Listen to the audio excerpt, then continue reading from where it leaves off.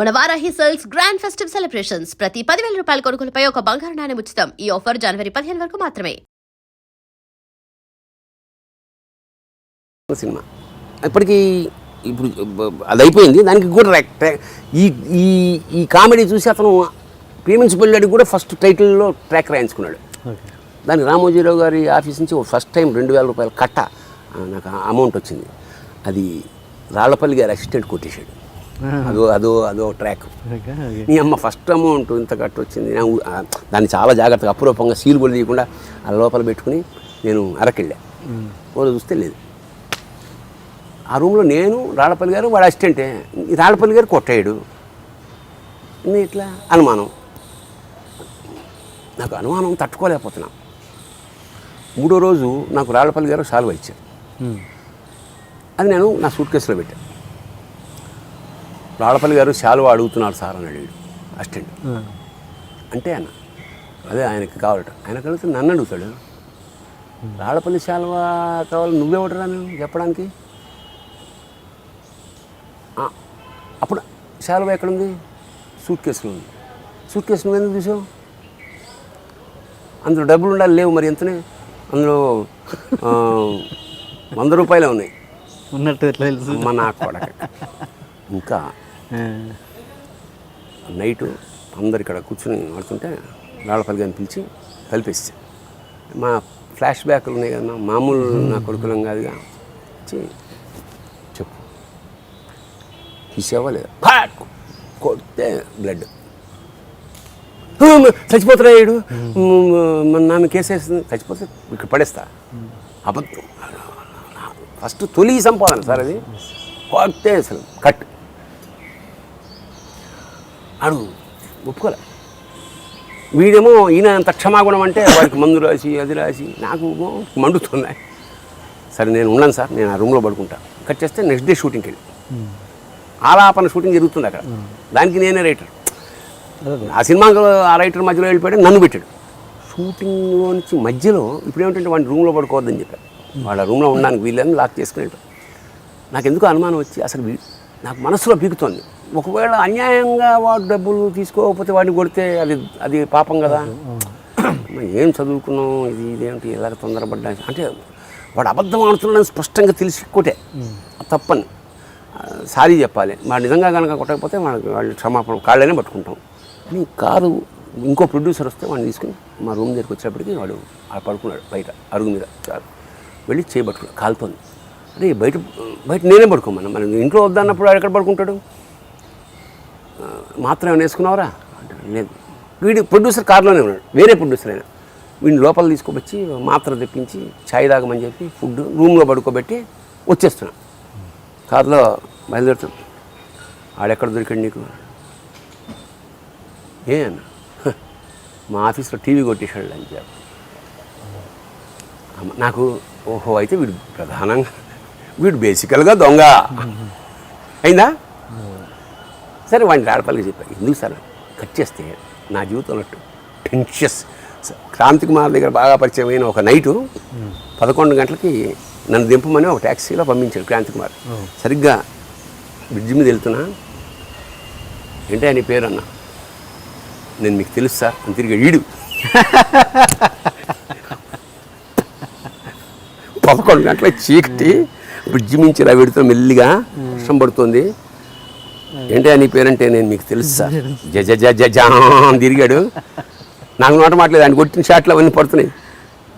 ఇంకేం మాట అట్లా ఇన్సిడెంట్స్ అన్నమాట. రాళ్లపల్లి గారి టాపిక్ వచ్చింది కాబట్టి మీరు ఆయనకి ఎంత శిష్యులో నాకు తెలుసు. కానీ కొంతమంది నాకు వ్యూయర్స్, ఐ డ్రీమ్ వ్యూయర్స్ కావచ్చు, ఫేస్బుక్లో కావచ్చు, కొంతమంది ఏమన్నారంటే ఆయనకు తీర్చుకోవాల్సినంత రివర్స్ ఆయనకి ఇవ్వలేరు తనికెళ్ళ బర్ని గారు, అదొకటి ఉంది ఆయన మీద. ఎంతవరకు నిజము అన్నది అంటే ఈ దశలో వేషాలు ఇప్పించడం అట్లాంటి వేషాలని కాదు, అంటే శిష్యుడు ఉన్నంతగా అంటే ఏ ఇంటర్వ్యూలో కూడా చెప్పలేదు అన్నారు. నేను చూశాను చాలా ఇంటర్వ్యూలో మీరు చెప్పారు ఆయన గురించి, ప్రతి ఇంటర్వ్యూలో చెప్పారు. బట్ కొంతమంది ఆలిగేషన్ ఉంది. ఎందుకు, ఎక్కడ, ఏంటి? అది దానికి ఇప్పుడు నీ భార్యకి పూలు కొని పెట్టలేదో పెట్టామో మనం ప్రేమించుకోవడమే కదా కావాల్సింది మాకు. అది it is very personal thing. అది ఏమి ఇచ్చామేమో ఆయన చెప్పినప్పుడు ఇప్పుడు ఆయన వచ్చి చూసావా ఇలా చేయలేదు అంటే అలిగేషన్, కానీ ఎవడో కొని తీసుకగాడు అంటే ఐ లవ్ నేను ఆయన ప్రేయర్ లేకుండా ఒక ఇంటర్వ్యూ కూడా జరగలేదు. అది అంచేత అది అంటే ఇప్పుడు ఫేస్బుక్ అనే అద్భుతం వచ్చిన తర్వాత ప్రపంచం నెగిటివ్గా కనపడడం ప్రారంభించింది. మీరు సీతాదేవి మంచిది అంటే రావణుడు మంచోడు కదా అది నేను అన్ననా కాదు, ఇక అంతే. నువ్వు ఏదైనా పెట్టు. రాళ్లపల్లి గారు మీ అనుబంధం చెప్పండి. రాళ్లపల్లి గారు నాటకాలు వేసేటప్పుడు ఇంచుమించు వాళ్ళ ఇంట్లో ఉండేవాడిని. రాళ్లపల్లి గారు పాపం నాటకాల కోసం అప్పులు ఇరికిపోయారు. ఏ స్థాయిలో అప్పులు అంటే ఆయన నాటకం చాలా రాజసంగా ఉండేది, అది మాకు పునాది. ఎంత అంటే 20 మంది ఆర్టిస్టులు ఉండేవాడు, 20 మందికి వేడి ఇడ్లీలు, 20 మందికి టిఫిన్లు, 20 రిహార్సల్స్లో 20 మందికి ట్రాన్స్పోర్టు, లేడీస్కి డైలీ ఆటోలో వెళ్ళడం, ఇలా ఏ విధంగా చేశాడు. నాటకం వేసేటప్పటికి మాకు వచ్చేది 1000 రూపాయలు, అప్పు 5000. అప్పుడు 5000 రూపాయలు అంటే ఎంత? నేను ఓ రోజు రిహార్సల్స్ని బయటకు వచ్చేటప్పటికి ఆయన ఇంట్లో నుంచి సోఫాలు పట్టుకుపోతున్నాడు. ఆర్టిస్టులే, అప్పులు ఇచ్చిన ఆర్టిస్టులు.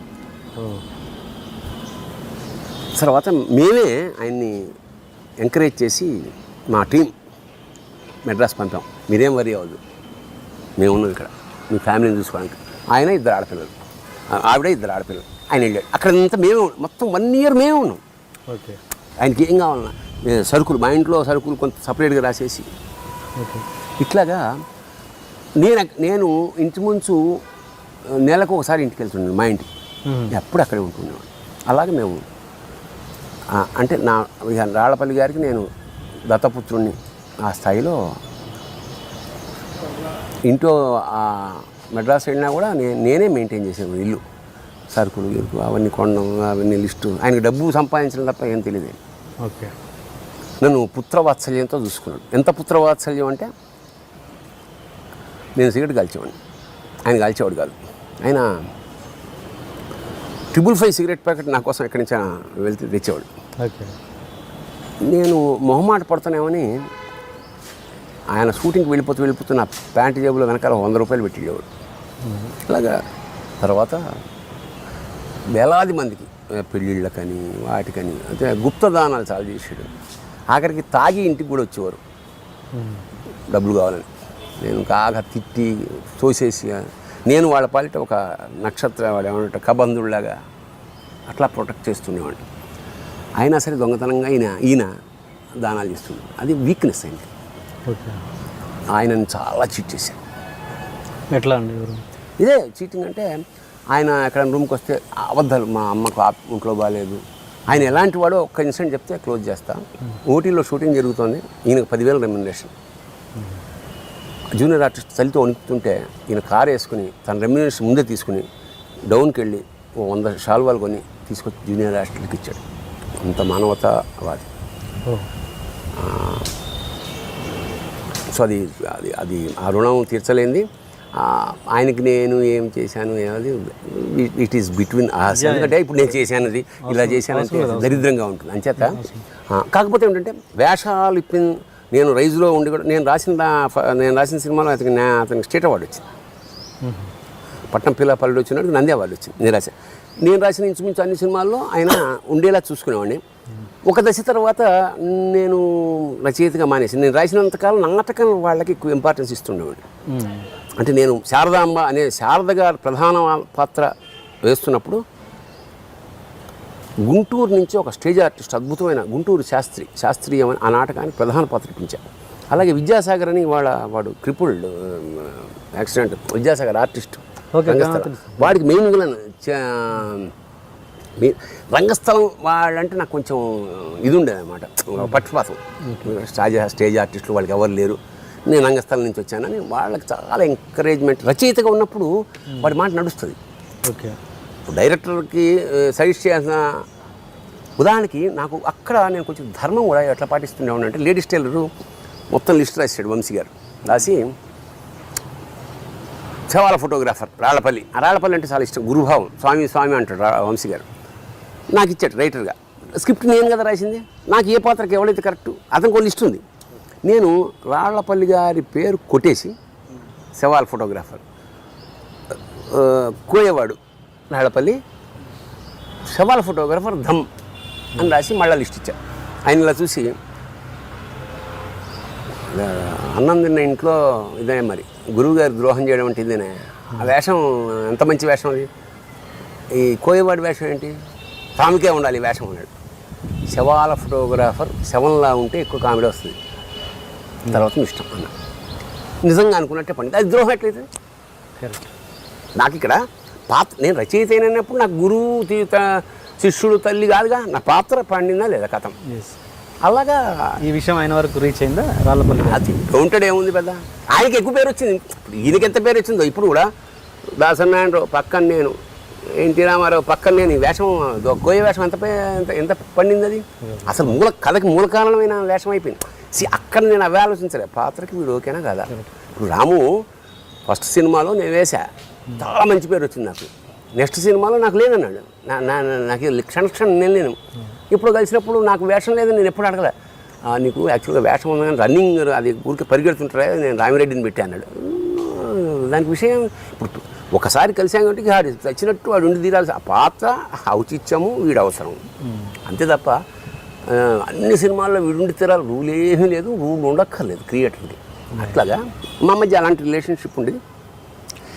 ఇవాళకి కూడా అంటే ఇవాళంటే మొన్న కూడా మా ఇంటికి వచ్చి భోజనం చేశాడు ఆయన. ఇక వీఆర్ వన్ అంతే. ఆ కృతజ్ఞత జీవితాంతం రాళ్ళపల్లి గారి పట్ల నాకు ఉన్నది. రాళ్ళపల్లి నా దృష్టిలో లివింగ్ గాడ్ ఫర్ మీ. నేను అది ఒక చిన్న ఇన్సిడెంట్ చెప్తాను. ఎప్పుడు మేము ఆయనతోటి శబరిమల వెళ్తుండేవాడు. ఆయన ముందు నడుస్తుండేవాడు, స్వామి అయ్యప్ప అని. నేను వెనకాల వెళ్తుండేవాడు. నాకు ఈయనే అయ్యప్పలా కనపడేవాడు. ఇంకా అక్కడ దాకా ఏంటి వెళ్ళేది అనే ఫీలింగ్ కలిగేది. Still I keep that feeling with me. అంటే దీన్ని చెడుగా బ్యాడ్గా మోసే వాళ్ళు చాలా మంది ఉండేవల్ల అదే ఇలా ఏది క్యారెక్టర్ రాళ్ళపల్లి గారికి నాకు మధ్య చెడుగా అనేది పొరపాటు కల్లో కూడా ఆయన అనుకోలేదు, నేను అనుకోలేదు. ఎవడైనా చెప్పినా కూడా వాడి మధ్యలో ఎడిట్ అయిపోతాడు, నవ్వుకుంటాం ఏమైనా ఉంటే. అండ్ ఓకే, ఇంతమంది పట్నం పిల్ల పల్లెటూరు చిన్నవాడు అనే టాపిక్ తీశారు కాబట్టి ఆ సినిమా సందర్భంలో ఎవరో కో డైరెక్టర్ మీ మీద స్క్రిప్ట్ మొహం మీద విసిరేసారంట, ఎంతవరకు నిజం? ప్రారంభంలో చాలామంది విసిరేశారు. అది యాక్చువల్గా పట్నం పిల్ల పల్లెటూరు వచ్చినప్పుడు విసిరేసాడు. వాడి పేరు Mahesh Babu, lady is no more. వాడి తర్వాత వాడి చేత భార్యాభర్తల భాగవతం అనే సినిమాకి నేను డైలాగులు రాశాను. అంటే లిటరల్గా విసరడమే. పైగా నేను అనామకంగా ఇక్కడ దేహి అనే సినిమాలకు వెళ్ళేవాడిని కాదు, నన్ను పిలిచుకెళ్ళారు. పైగా నేను ఇక్కడ స్టార్ని ఎప్పటికీ. స్టార్ ఇన్ సెన్స్ మా టీం అంతా మేము ఆంధ్రదేశంలో నాటకం ఆడుతుంటే అలా వెయిట్ చేస్తుండేవాళ్ళు. అలాంటి అప్పుడే ఆటోగ్రాఫర్ ఆ థ్రిల్ అంతా అనుభవించిన తర్వాత ఇండస్ట్రీకి వెళ్ళాను నేను. అప్పుడు ఎట్లుంటుంది సరే అంటే నేనైతే రిటార్ట్ ఇచ్చేసా. అతను నువ్వు అవమానించదలుచుకుంటే ఎల్వి ప్రసాద్ లాంటి ఏజ్డ్ ఉన్నవాడిని, బాగా ప్రతిభావంతుడైన అలాంటి వాళ్ళని అవమానించు. ఎందుకంటే వాళ్ళు మళ్ళీ నీ మీద కక్ష తీర్చుకోలేరు. నాలాంటి కుర్రాళ్ళని అవమానించానుకో, కసి కట్టుకున్న కొడక అన్నాను. And for more videos, please subscribe to iDream. Please subscribe to iDream. Please subscribe iDream. And please subscribe to iDream. For more videos, subscribe to iDream. please like, share and subscribe to the channel. Congratulations, iDream. Subscribe to iDream. Subscribe to iDream. So subscribe to iDream Media. iDream ki iDream team andarki huge congratulations. Please subscribe iDream Media. Please subscribe to iDream. Subscribe iDream. Please subscribe to iDream. iDream అంటే నా కళల channel subscribe చేసుకున్న నోరు తిరుగుతలేదు, మీరైతే గంట గుర్తు కొట్టండి. For more such videos, please subscribe to iDream. Subscribe to iDream. Please subscribe to iDream. Please subscribe iDream Media. Please do subscribe to iDream. Please subscribe to iDream Media. For best entertainment and information, please subscribe iDream. And don't forget to subscribe to iDream.